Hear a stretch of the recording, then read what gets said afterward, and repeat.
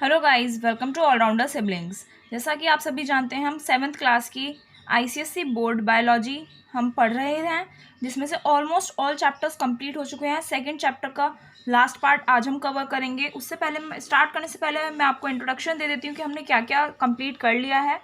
Classification और उसकी needs हमने पढ़ ली हैं, एडवांटेजेस क्या होते हैं ये पढ़ लिया है। ईच किंगडम यानी कि 5 किंगडम्स बताई थी, 5 किंगडम्स के हमें करेक्टरिस्टिक्स हम पढ़ रहे थे एग्जांपल्स के साथ। तो हमने मोनेरा में पढ़ लिया, किंगडम मोनेरा।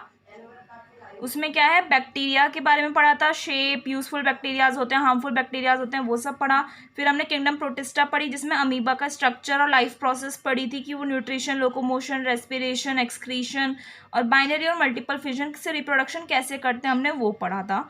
फिर हमने किंगडम फंजाई पढ़ी थी, जिसमें हमने उसका बेसिक स्ट्रक्चर पढ़ा था, किसका, मोल्ड्स का। न्यूट्रिशन, रेस्पिरेशन पढ़ा था, उनमें कैसा होता है, यूजफुल फंजाई, हार्मफुल फंजाई कैसी होती हैं। और हमने कुछ ये भी देखा था कि ये जो फंजाई होती हैं ये हमारी डेली लाइफ में कैसे आती हैं, हमारी डेली लाइफ में भी प्रेजेंट होती हैं, हमने वो भी पढ़ा था। यहाँ तक हम पढ़ चुके हैं क्लियरली, अच्छे से हम पढ़ चुके हैं 3 पार्ट्स में। आज हम करेंगे kingdom Plantae and kingdom animalia. इसके साथ हमारा ये चैप्टर आज फिनिश हो जाएगा। उसके बाद इस बुक में सिर्फ एक चैप्टर बचता है, चैप्टर नंबर 3, जो है इसी चैप्टर का सेकेंड पार्ट, यानी कि किंगडम क्लासिफिकेशन सेकेंड पार्ट है, वो हम कवर करेंगे। So let's start with kingdom Plantae. इसमें क्या क्या कैरेक्टरिस्टिक्स होते हैं प्लांटे में, नाम से ही आपको समझ में आ रहा होगा, प्लांट्स आते हैं इसमें, सारे जितने भी प्लांट्स आते हैं, जितनी भी स्पीशीज होती हैं, सब किंगडम प्लांटे में आती हैं, है ना। किंगडम के अंदर आती है ना सारी स्पीशीज, तो वो हो गया। तो फर्स्ट है, Plantae includes multi cellular organisms. इसमें प्लांटे में मल्टी सेल्यूलर ऑर्गेनिजम्स आते हैं, यानी कि मल्टी सेल्स से बनते हैं, बहुत सारे सेल्स से बनते हैं। सेल्स 2 टाइप के होते हैं, पता है ना, यूनिसेल्युलर, मल्टी सेल्युलर। यूनि यानी 1 सेल से बनता है, मल्टी यानी बहुत सारे सेल से मिलकर बनता है।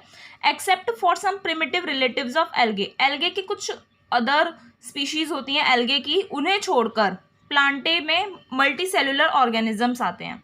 दे आर यूकैरियोट्स, वो यूकैरियोट्स होते हैं। यूकैरियोट्स यानी that is there each cell has a nucleus, यानी कि किंगडम प्लांटे में जो प्लांट्स होते हैं, जो भी ऑर्गेनिजम्स आते हैं, उस वो यूकैरियोट्स होते हैं, यानी कि उनमें जितने भी सेल होंगे, हर सेल का अपना एक न्यूक्लियस होगा, एक मेम्ब्रेन बाउंड सेलुलर ऑर्गेनेली होगी। ऑर्गेनेली यानी उसका एक ऑर्गन होगा, ठीक है, जिसके चारों ओर, जैसी ऑर्गेनेली होगी उसके चारों ओर मेम्ब्रेन बनी हुई होगी, एक कवरिंग बनी हुई होगी, और हर सेल में एक न्यूक्लियस होता है, यानी कि यूकैरियोट्स होते हैं, उसका मीनिंग। सेल्यूलोज, सेल्यूलोज की लेयर होती है containing cell wall occurs around the cell, cell के चारों ओर जो सेल वॉल बनती है, मान लीजिए आपका सेल है, इसके चारों ओर जो सेल वॉल बनेगी वो सेल्यूलोज की बनती है, ठीक है। ये सभी इसके कैरेक्टरिस्टिक्स हैं।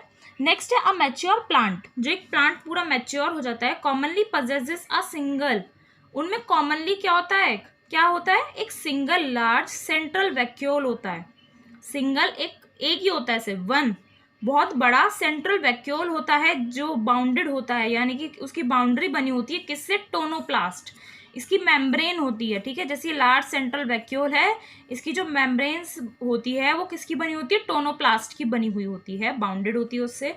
Reserve food of plants is starch and lipid, reserve food यानी कि प्लांट्स अपना खाना बचा कर रखते हैं, ऐसा तो नहीं कि उन्होंने जितना खाना बनाया सारा क्या कर दिया, सारा यूज कर लिया, नहीं, वो फूड को रिजर्व करके यानी कि बचा कर रखते हैं प्लांट्स, किस फॉर्म में, स्टार्च और लिपिड्स की फॉर्म में, यानी कि ऑयल होता है, एक तरीके से फैट होता है ये, ठीक है।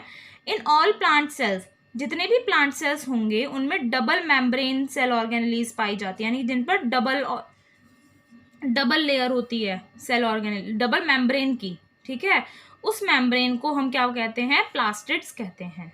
सम प्लास्टिड्स पजेस फोटोसिंथेटिक, कुछ प्लास्टिड्स जो होते हैं फोटोसिंथेटिक पिगमेंट्स पाए जाते हैं उनमें, यानी कि उनमें क्लोरोफिल्स प्रेजेंट होता है। फोटोसिंथेटिक पिगमेंट यानी जिससे प्लांट को ग्रीन कलर मिलता है, उन्हें हम बोलते हैं क्लोरोप्लास्ट, ठीक है, उन पिगमेंट्स को हम बोलते हैं chloroplast. Next point is nutrition of plant, plant का जो न्यूट्रिशन होता है, यानी कि जो प्लांट्स फूड लेते हैं, अपना जो न्यूट्रिशन लेते हैं, वो ऑटोट्रॉफिक टाइप का होता है, सभी को पता है, स्टार्टिंग से हम यही पढ़ते आ रहे हैं। ऑटोट्रॉफिक होते हैं, ऑटो यानी खुद करते हैं, अपना खाना खुद मैन्युफैक्चर करते हैं, खुद प्रोड्यूस करते हैं, क्लोरोफिल जो क्लोरोप्लास्ट में प्रेजेंट होता है उसकी हेल्प से। Plants are able to perform photosynthesis, और प्लांट्स क्या करते हैं, फोटोसिंथेसिस की प्रोसेस करते हैं, हमने ये स्टार्टिंग से पढ़ रहे हैं। Growth in plants is generally indefinite due to presence of growing points, plants की जो ग्रोथ होती है, उनकी जो हाइट होती है, उनका जो ग्रोथ होता है, वो जनरली इनडेफिनेट होता है, यानी कि फिक्स्ड नहीं होता। क्यों? क्योंकि उनमें ग्रोइंग पॉइंट्स प्रेजेंट रहते हैं हमेशा, वो कभी ख़त्म नहीं होते हैं, इसलिए प्लांट्स की जो ग्रोथ होती है वो इनडेफिनेट होती है। Next and last point of kingdom plantae is that body form of the plant is irregular due to presence of branches. Body form जो होती है प्लांट्स की वो इरेगुलर होती है, यानी कि ऐसा नहीं है कि कोई प्लांट है तो बस ऐसे ही सारे प्लांट्स ऐसे ही रहेंगे, नो ऐसा नहीं है। कोई थिन स्ट्रक्चर का होता है ना, कोई बहुत ज़्यादा बड़ा हो जाता है, उसका बॉडी फॉर्म बहुत लार्ज हो जाता है, तो इरेगुलर होता है ब्रांचेस की वजह से। ब्रांचेस किसी में ज़्यादा हैं किसी में कम है, उनकी वजह से जो प्रेजेंस ऑफ ब्रांचेस होती है उसकी वजह से बॉडी फॉर्म जो होती है हर प्लांट की वो डिफरेंट डिफरेंट होती है, इरेगुलर होती है। तो ये हमारा किंगडम प्लांट है यहाँ पर कंप्लीट हो गया। डिफरेंट टाइप के प्लांट्स कौन कौन से होते हैं सभी को पता है। एक्वेटिक प्लांट्स जो वाटर में पाए जाते हैं, डेजर्ट प्लांट्स जैसे कैक्टस हो गया, और माउंटेन प्लांट्स जो माउंटेन्स पर पाए जाते हैं उन्हें माउंटेन प्लांट्स बोलते हैं। तो डिफरेंट टाइप के प्लांट्स होते हैं, सबका न्यूट्रिशन तो सबका सेम ही होगा हर प्लांट का, ठीक है, और इनका स्ट्रक्चर और ग्रोथ जो होती है वो डिफरेंट होती है। यहाँ पर ही हमारा किंगडम प्लांट कंप्लीट हो गया। अगर आपको कोई डाउट है तो आप कमेंट करके पूछ सकते हैं। नेक्स्ट आता है हमारा last kingdom which is kingdom animalia. Let's start kingdom animalia. Animals have wall-less eukaryotic cells. Animals में भी यूकैरियोटिक सेल्स होते हैं, किंगडम प्लांटे में भी यूकैरियोटिक सेल्स होते हैं, बट एनिमल्स में क्या होता है वॉल-लेस, उनमें वॉल्स नहीं होते, उनमें मेम्ब्रेन बनी हुई नहीं होती है, ठीक है। Animals at heterotrophic nutrition, animals जो होते हैं हेटरोट्रॉफिक न्यूट्रिशन के होते हैं, यानी कि is of holozoic type. Animals का जो न्यूट्रिशन होता है वो होलोजोइक टाइप का होता है, यानी कि वो इंजेस्टिव होता है। होलोजोइक का मीनिंग यहाँ पर लिखा हुआ है इंजेस्टिव, यानी कि वो अपना खाना खुद खाते हैं। जैसे प्लांट्स को तो खुद खाते थोड़ी हैं, वो एब्जॉर्ब करते हैं सनलाइट की मदद से और क्लोरोफिल की मदद से। बट जैसे एनिमल्स में हम भी आते हैं, ह्यूमन बींग्स भी एनिमल में ही आते हैं, तो हमारा जो न्यूट्रिशन का टाइप होता है वो होलोजोइक होता है, यानी कि हम अपने आप से ही अपने हैंड को यूज़ करके ही तो खाना हम खाते हैं, तो होलोजोइक हो गया वो। And internal alimentary canal is present, एक इंटरनल एलिमेंट्री कैनाल प्रेजेंट होता है हमारी बॉडी में फॉर किसके लिए, एक्स्ट्रा सेल्यूलर और intra cellular digestion.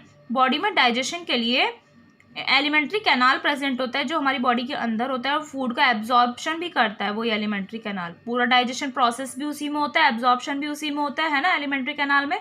Digestion is intracellular in primitive animals, digestion जो होता है वो इंट्रासेल्यूलर होता है किसी किसी प्रिमिटिव एनिमल्स में। The undigested matter is thrown out, और जो अनडाइजेस्टेड मैटर होता है डाइजेशन होने के बाद वो थ्रोन आउट कर दिया जाता है। ये किंगडम एनिमेलिया का एक की फीचर है। Next point is growth of animals is limited, animals की जो ग्रोथ होती है वो लिमिटेड होती है and stops after reaching maturity, और मैच्योरिटी यानी एक पॉइंट आने पर एनिमल्स की ग्रोथ क्या हो जाती है, स्टॉप हो जाती है, ठीक है। जैसे ह्यूमन बींग्स की ग्रोथ है वो एक एज आने के बाद क्या हो जाती है, स्टॉप हो जाती है ना, तो वो मैच्योरिटी हो जाती है पूरी। Animals generally possess a definite shape, animals में जनरली एक डेफिनेट शेप होती है, फिक्स्ड शेप, साइज, सिमेट्री सब फिक्स्ड हो जाता है उनका एक एज आने के बाद। Exceptions occur in some lower forms, कुछ लोअर फॉर्म्स होती हैं जिनमें एक्सेप्शंस होते हैं। एक्सेप्शंस यानी उनमें डेफिनेट शेप, साइज या सिमेट्री नहीं होती है, ठीक है। नेक्स्ट पॉइंट क्या है, most animals are mobile. Mobile ये वाला फोन वाला मोबाइल नहीं है, यहाँ पर क्या मीनिंग है, मोबाइल में लोकोमोटरी होते हैं, मूव करते हैं वो अपने आप। जैसे एनिमल्स क्या होते हैं, एनिमल्स मूव करते हैं, लेकिन प्लांट्स जो होते हैं वो मूव नहीं करते हैं, वो लोकोमोशन नहीं करते। लोकोमोशन इज रिक्वायर्ड, लोकोमोशन ज़रूरी होता है किस लिए, for obtaining food and other necessities. हमारी फूड ऑब्टेन करने के लिए लोकोमोशन ज़रूरी है। ऐसा तो नहीं कि हम घर पर बैठे हैं तो हमें घर बैठे बैठे खाना मिल जाएगा, नहीं, हमें मेहनत करनी पड़ती है, कुछ काम करना पड़ता है, मूवमेंट करना पड़ता है, लोकोमोशन करना पड़ता है, और दूसरी नेसेसिटीज़ जो हमारी बाकी की ज़रूरतें हैं उन्हें पूरा करने के लिए हमें मूव करना पड़ता है, लोकोमोशन करना पड़ता है। दूसरी ज़रूरतें जैसे ड्वेलिंग, हमें कहाँ रहना है, मेट, ये सब करने के लिए हमें क्या चाहिए, लोकोमोशन करना पड़ता है। स्पॉन्जेस एंड सिडिडेरियंस, एग्जाम्पल्स क्या है, ये भी एक स्पीशीज़ में आते हैं।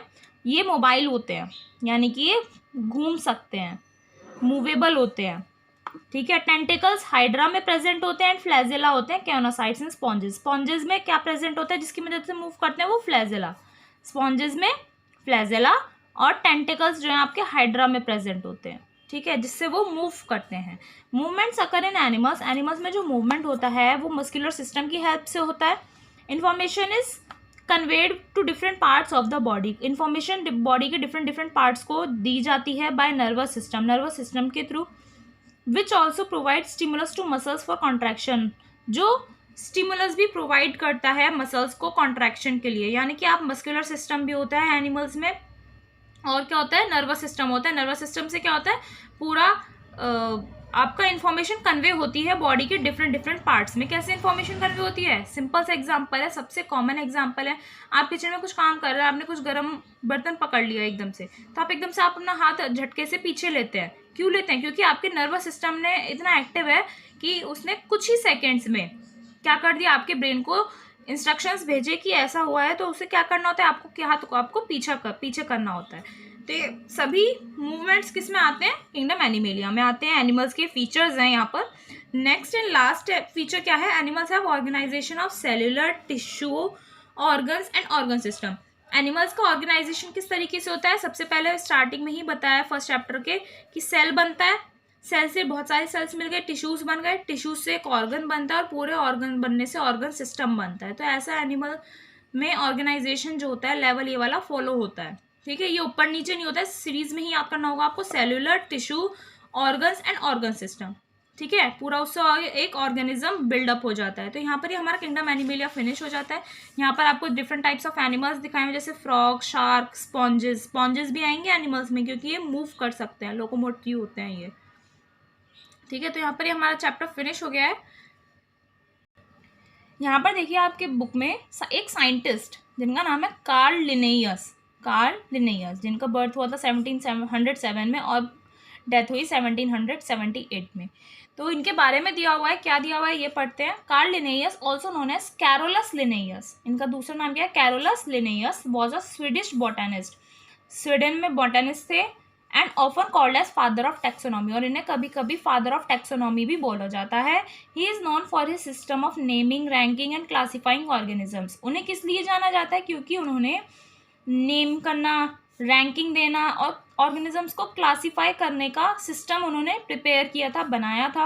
His system of binomial nomenclature, उन्होंने एक सिस्टम बनाया बाइनोमियल नोमेनक्लेचर, जो हमने इस चैप्टर में पढ़ा था, यानी कि ऑर्गेनिजम्स को साइंटिफिक नेम्स देना, है ना, उनका क्या स्ट्रक्चर होता है, किस प्रोसेस से देते हैं। फॉर्मलाइजेशन ऑफ क्लासिफिकेशन, कैसे फॉर्म हुआ, क्लासिफिकेशन कैसे हुआ। And work in taxonomy is widely use till date, और टैक्सोनॉमी में जो वर्क होता है वो आज की डेट में अभी तक भी सिस्टम में है, यूज होता है। He studied and published his book, उन्होंने स्टडी करी और अपनी एक खुद की बुक पब्लिश करी जिसका नाम था सिस्टेमा नेचुरे इन स्वीडन में। ठीक है, कौन से ईयर में, 1735 में। तो ये कार्ल लिनेयस के बारे में था। यहाँ पर हमारा चैप्टर फिनिश हो गया है। जल्द ही आपको सभी चैप्टर्स के क्वेश्चन आंसर्स मिल जाएंगे, एक्सरसाइजेस भी मिल जाएंगी, और इसके बाद हमारा एक चैप्टर बचता है, चैप्टर नंबर 3, हम वो कंप्लीट करेंगे। उसके बाद आप कमेंट कीजिए आपको कौन सा सब्जेक्ट पढ़ना है 7th क्लास का, हम वो उसकी सीरीज आपके लिए लाएंगे। मिलते हैं नेक्स्ट वीडियो में नेक्स्ट लेक्चर के साथ। Thank you.